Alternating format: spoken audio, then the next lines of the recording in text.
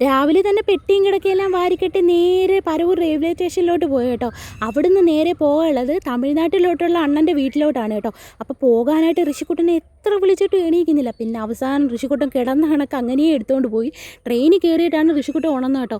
ഉണർന്നുടനെ തന്നെ ഋഷിക്കുട്ടൻ്റെ കുരുത്തക്കേടെല്ലാം തുടങ്ങി. അടുത്തിരിക്കുന്നവരെല്ലാം കണ്ണുരുട്ടി വിരട്ടിയൊക്കെ കാണിച്ചിട്ടും ഋഷിക്കുട്ടൻ ഒരു കൂസലുമില്ലാതെ കുരുത്തക്കേടായിരുന്നു.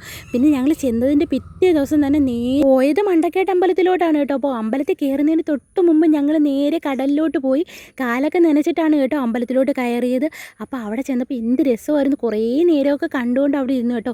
ഇവിടുത്തെ തിരക്ക് എന്തോ പ്രത്യേകതയുള്ളതുപോലെ എനിക്ക് തോന്നും, കുറച്ചധികം ശബ്ദമുള്ളതുപോലെ. അങ്ങനെ ഋഷിക്കുട്ടൻ്റെ കാലൊക്കെ നനച്ചിട്ട് ഞങ്ങൾ നേരെ അമ്പലത്തിലോട്ട് പോയി. ഉച്ചേരെ അവിടെ നിന്ന് പ്രാർത്ഥിച്ചിട്ട് പിന്നെ ഞങ്ങൾ നേരെ വീട്ടിലോട്ട് അങ്ങ് പോയി കേട്ടോ. ഋഷിക്കുട്ടന് ചെറിയൊരു പനി ഉണ്ടായിരുന്നു, അതുകൊണ്ട് കൂടുതൽ സമയമൊന്നും എവിടെയും കളയാൻ ഞങ്ങൾ നേരെ അങ്ങ് വീട്ടിലോട്ട് പോയി.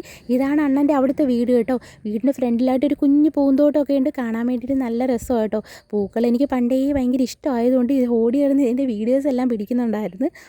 പനിനീർ പൂവും മുല്ലയും ചെമ്പരത്തിയും പിന്നെന്താ ലേഡീസ് പൂവും, ഇത് കുറേ നാളായി കേട്ടോ കണ്ടിട്ട്. പിന്നെ ദാ ചെറി പോലെ ഇരിക്കുന്ന മുളക്, അങ്ങനെ കുറേ കാഴ്ചകളുണ്ടായിരുന്നു കേട്ടോ. പിന്നെ വീടിൻ്റെ മുറ്റം കഴിഞ്ഞാൽ ഫ്രണ്ടിലായിട്ട് റെയിൽവേ പാതയാണ് കേട്ടോ. ഈ പൂവാണെങ്കിൽ വീട്ടിലോട്ട് ഇറങ്ങുന്ന വഴിയിലാണ് നിൽക്കുന്നത് കേട്ടോ. അപ്പം മണമൊക്കെ ആസ്വദിച്ചുകൊണ്ട് പോസിറ്റീവായിട്ട് വീട്ടിലോട്ട് ചെന്ന് കയറാൻ പറ്റും.